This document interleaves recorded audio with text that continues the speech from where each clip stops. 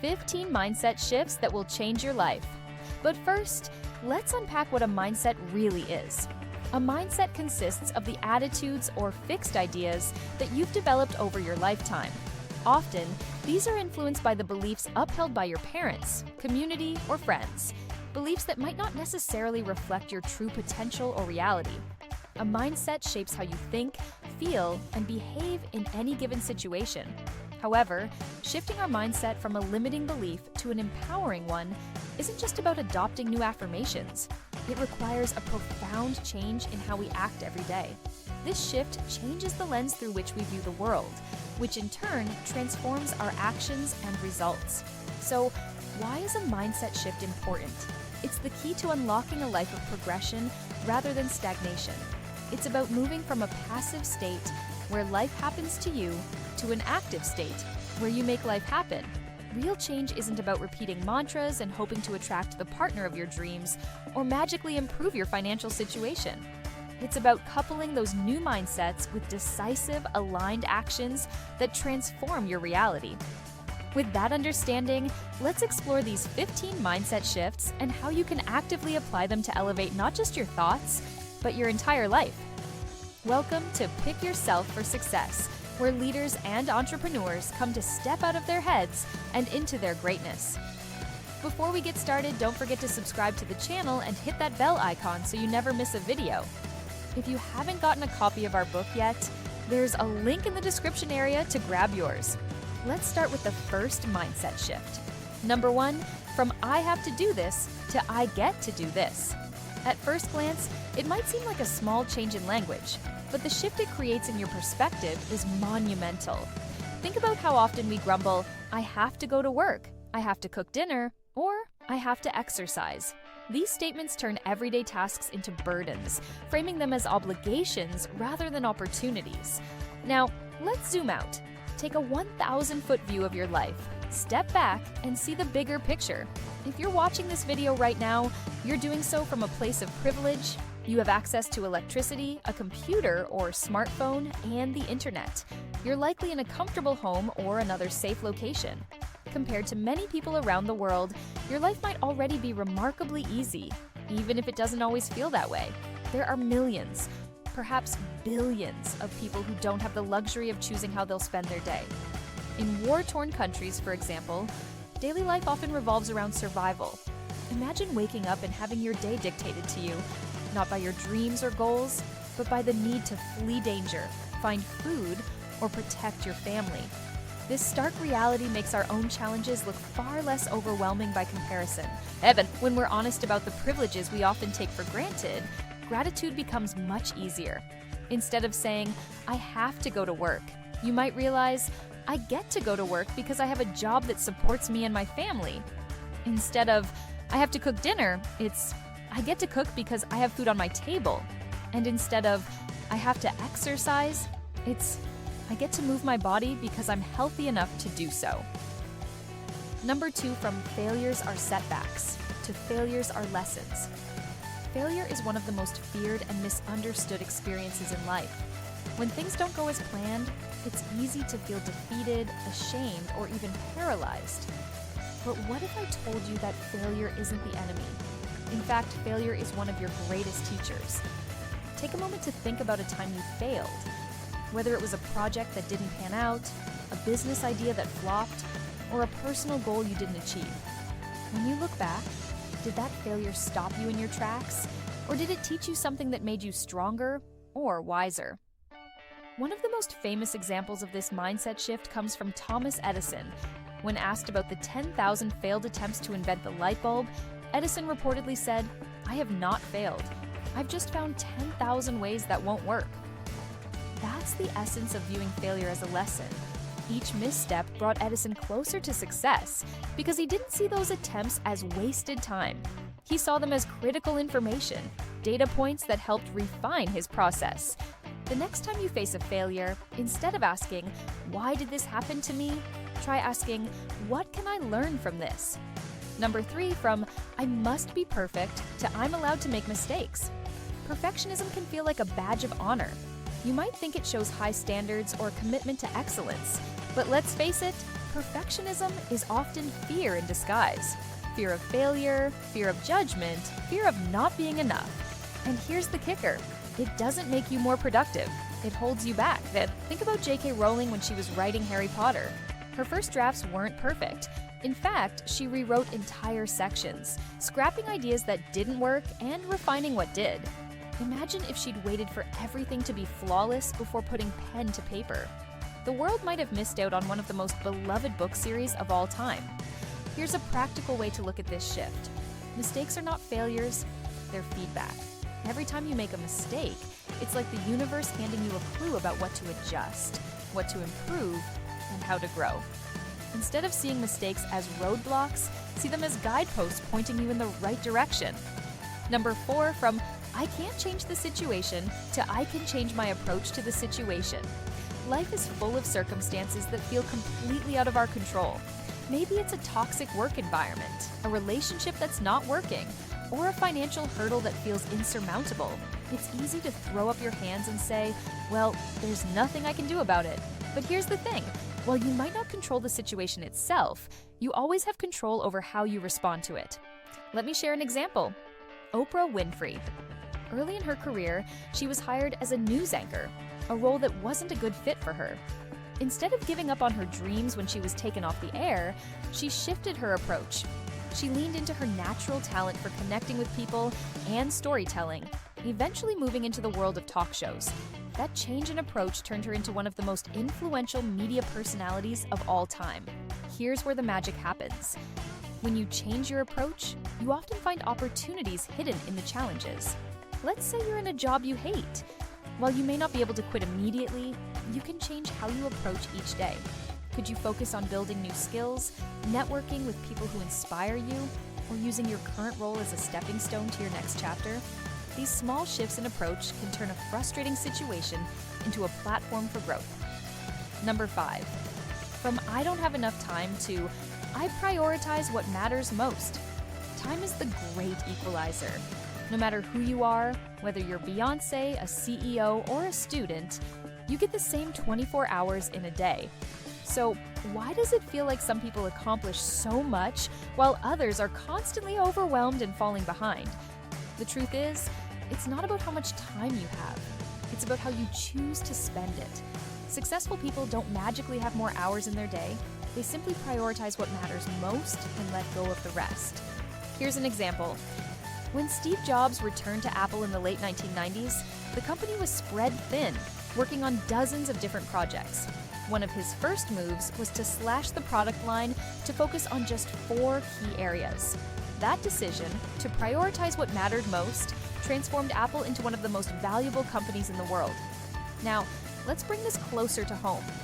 How often do you say, I don't have time for that, when what you really mean is, that's not a priority for me right now? For example, you might claim you don't have time to exercise, but if someone offered you $10,000 to work out for an hour each day, you'd probably make it happen.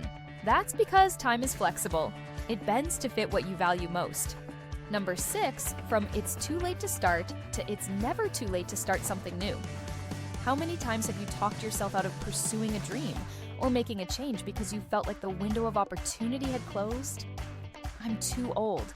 I should have done this years ago, or it's just not the right time anymore. These are the excuses that keep so many people stuck. But here's the truth. As long as you're alive and breathing, it's not too late to start something new. Did you know Colonel Sanders, the founder of KFC, didn't start his fried chicken empire until he was in his 60s? Think about that. He spent decades working in various jobs, facing countless failures, before finally finding success later in life. If he had told himself, it's too late for me, we wouldn't have one of the most iconic brands in the world. Maybe you've been dreaming of starting a business, going back to school, learning a new skill, or pursuing a passion you've always put on the back burner. You might be thinking, I missed my chance. But let's challenge that belief. Instead of focusing on the time you've lost, focus on the time you still have. Whether you're 25, 45, or 65, there's still plenty of time to create something meaningful. Number 7, from I'm not good enough to I am a work in progress. This is one of the most common limiting beliefs. And it's often the one that holds people back the most. That little voice in your head that says, "You're not talented enough, smart enough, or capable enough," is lying to you. It's not a reflection of your potential, it's a reflection of fear. The truth is, no one starts out good enough. Every expert, every leader, every successful person you admire was once a beginner. Michael Jordan, often regarded as one of the greatest basketball players of all time, didn't make his high school varsity team on his first try. He could have given up, convinced himself he wasn't good enough, but instead, he used that setback to fuel his work ethic and dedication. He recognized that he was a work in progress, and progress is what leads to greatness. When you stop expecting yourself to be perfect from the start, you free yourself to learn, grow, and improve. Think about it. Have you ever looked at a baby learning to walk and thought, "They're terrible at this, they should just quit"?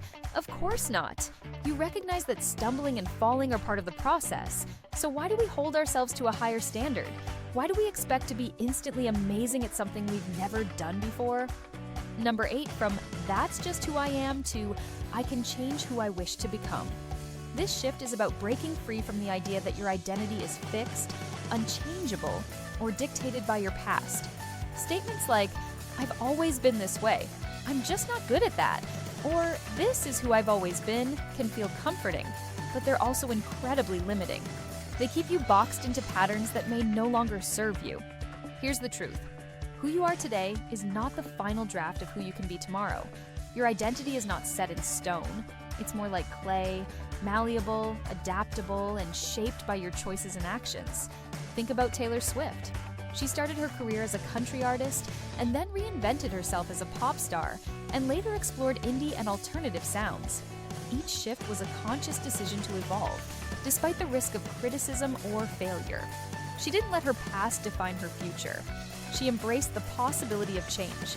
Number 9, from "I must do it all myself" to "I can seek help when needed." This one is especially important because so many of us wear independence like a badge of honor. We think asking for help is a sign of weakness, or that doing everything on our own somehow makes us more capable or admirable. But here's the truth. No one achieves success alone. Even the most accomplished people have relied on others for support, guidance, and collaboration. This mindset shift starts with recognizing that seeking help isn't a sign of failure. It's a sign of wisdom. When you ask for help, you're not admitting defeat.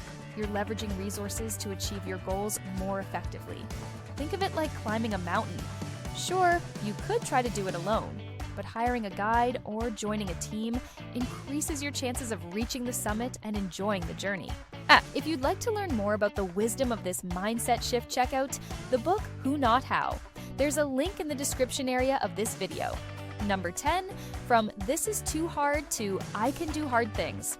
How often do we shy away from challenges because they feel overwhelming? "This is too hard" is a phrase that shuts down possibility before it even begins. But when you shift to "I can do hard things," you empower yourself to face obstacles head on. In fact, confronting challenges is one of the major principles in our book, Pick Yourself for Success. You can find a link to the book in the description area of this video. Now, think about your own challenges. Maybe it's starting a business, having a tough conversation, or pursuing a dream that feels out of reach. Hard doesn't mean impossible. Hard means growth. It means you're stretching beyond your comfort zone. And here's the thing. Every time you tackle something hard, you expand your belief in your own abilities. The next time you face a daunting task, remind yourself, "I can do hard things," because you can. And with each challenge you overcome, you'll prove that to yourself again and again. Number 11, from "I must stick to what I know" to "I can learn and adapt." Sticking to what you know might feel safe, but it also limits your potential.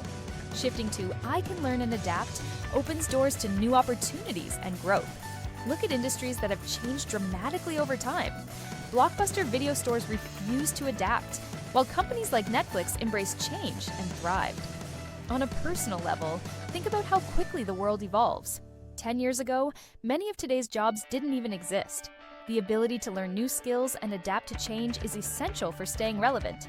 Start small, learn a new tool, take a class, or explore a hobby you've been curious about. Adaptability isn't just about survival, it's about thriving in any environment. When you embrace the mindset that you can learn and grow, you stop fearing change and start welcoming it as an opportunity. Number 12, from avoiding problems to embracing challenges as opportunities. How many times have you avoided a problem, hoping it would just go away? Most of us have been there, but problems rarely disappear on their own. Instead, they linger and grow. Shifting your mindset to embracing challenges as opportunities turns obstacles into stepping stones. Take Tim Cook's leadership at Apple. He faced the monumental challenge of following Steve Jobs, one of the most iconic leaders in business history. Instead of avoiding the pressure, Cook embraced it. He leaned into the challenge, focused on sustainability, innovation, and operational excellence, and made Apple even more successful. In your own life, challenges are inevitable. Whether it's a difficult project, a strained relationship, or a career setback, facing the problem head-on gives you the chance to learn, grow, and even innovate. The next time you encounter a challenge, instead of asking, "Why is this happening to me?" ask, "What can I learn from this?" That simple shift can change everything. Number 13, from "this won't make a difference" to "every small effort counts." When faced with big goals, it's easy to feel like your efforts are too small to matter. But great things are built one step at a time. "This won't make a difference" is a mindset that keeps you stuck, while "every small effort counts" reminds you that progress is incremental. Number 14, from "I can't influence the outcome" to "I can create positive change." Believing you have no influence over an outcome can leave you feeling powerless. But shifting to "I can create positive change" puts the power back in your hands. You might not control every variable, but you can always control your actions and attitude. In your life, creating positive change might mean taking the first step in a big project, helping someone in need, or leading by example in your workplace or community. Your actions have a ripple effect, and even small contributions can inspire others and lead to greater outcomes. Number 15, from "I am confined by my circumstances" to "I define my circumstances." This final mindset shift is one of the most empowering, moving from "I am confined by my circumstances" to "I define my circumstances." Life isn't always fair, and many people face real barriers, whether financial, societal, or personal. But what defines you isn't your circumstances, it's how you respond to them. This might mean refusing to let a tough job, a lack of resources, or past failures limit what you can achieve. It's about focusing on what you can do rather than what's holding you back. When you take ownership of your narrative, you move from being a passive participant in your life to an active creator of your future. Thanks for sticking with us, Pick Yourself Nation. And now, as you've come to know, we always include a bonus at the end for the truly hardcore.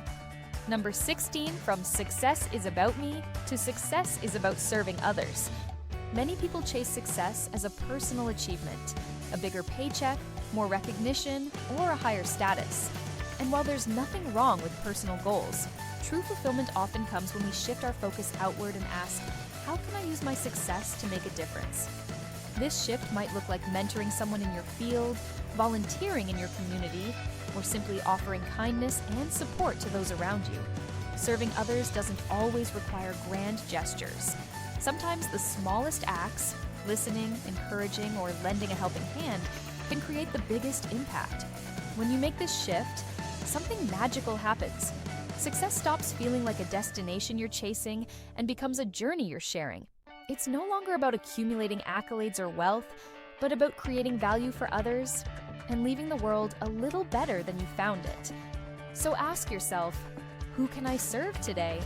Because the most enduring legacy isn't built on what you gain, but on what you give.